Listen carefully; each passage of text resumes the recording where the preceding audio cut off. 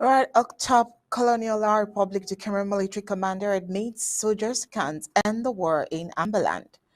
Now, the breaking news that got to undaunted ABC Amber TV newsroom says the commander of the La Republic du Cameroon's 5th Gendarmerie region in Bamenda local government area, Brigadier General Osini Jibo, has said civilians and soldiers should stop thinking that it is the military that can stop the ongoing Ambazonia War of Independence. The Colonial Republic of Cameroon's Major General Jibo was speaking recently during the inauguration of a newly renovated mosque at the Colonial Republic of Cameroon Gendarmerie Command Post in Bamenda, built to cater for the spiritual needs of the Genocidal Republic of Cameroon soldiers. General Orsini threw in the towel, admitting the supremacy of the brave ARFs. That, in his message, he says, my message to every civilian and soldier is that they should stop thinking that it is our forces that will stop the crisis. What a wonderful revelation. Anyways, this is where we will begin the full briefings of Undirty tonight. How are you doing, sir? Very well, Onyi. Good evening, Ambazonians. The Colonial Republic of Cameroon's Major General Husseini Jibo accepting that his Colonial Republic of Cameroon forces are helpless has handed the Ambazonian Liberation War to God, saying everyone should pray and ask God because the Bible says in Matthew 7:7, he says that ask, it shall be given, knock, and the doors will be open. It is same in the Holy Quran. He says, adding that soldiers are human beings created by God and their lives are also precious. As to why the mosque was renovated, he said he could not just watch while God's house continues to dilapidate. The Colonial Republic of Cameroon's Major General Jibo's remark came at a time when many, especially CPDM militias and the Colonial Republic of Cameroon's government supporters and members of Yaoundé's government still believe in the military option to stop the war of over 6 years now. Well, the Southern Cameroon's conflict has deep roots. Its immediate history traces to 2016 when the Yaoundé colonial repressive government cracked down on Southern Cameroon's protesters who were demanding protections for the educational and judicial systems being eroded in the mix-up union with La République du Cameroon.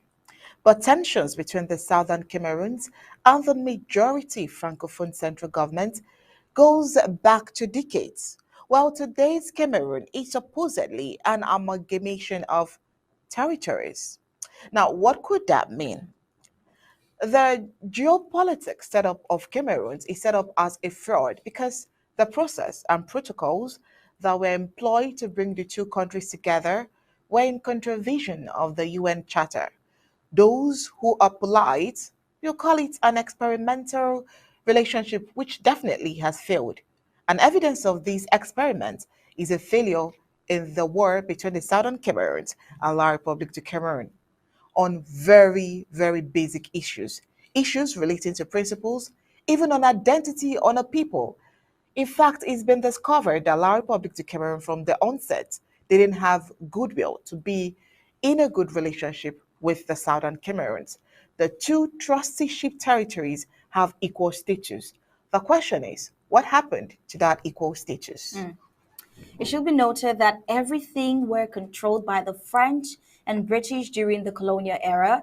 In the few years right after the Southern Cameroon's independence in 1961, a federal structure helped preserve a sense of autonomy in the country, but that arrangement did not last. Instead, the colonial Yaoundé central government reconfigured the state to consolidate power in Yaoundé. 6 years of conflict have killed over 40,000 Southern Cameroonians and many more, like 1.6 million Ambazonians displaced as refugees into neighboring countries. Armed Ambazonian freedom fighters continue to ambush the occupier La Republic of Cameroon security forces and harass aid workers in their fight to free themselves from the annexationist majority French Cameroon.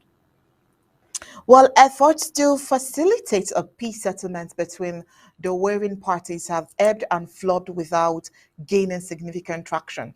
Most recently, a Canadian-led effort appeared to hit a hurdle when the colonial Yaoundé government issued a statement rejecting the idea of foreign facilitation to arrange talks with the southern Cameroons.